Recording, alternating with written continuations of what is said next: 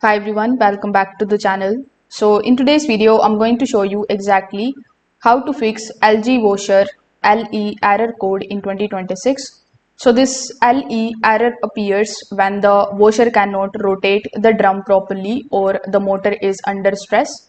So this can be due to overload drum or excess resistance inside, or sometimes due to motor or hole sensor issue.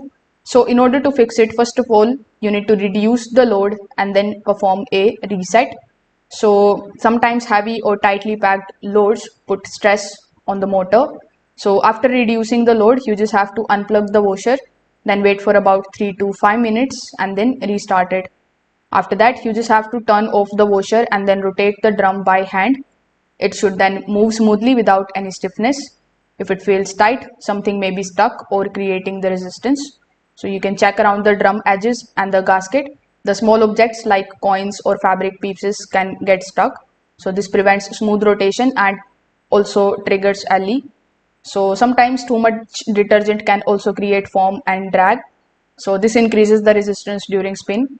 So make sure that you run a rinse without detergent to clear up the buildup. So if this video helped you out, make sure that you like this video and subscribe to the channel. Thanks for watching.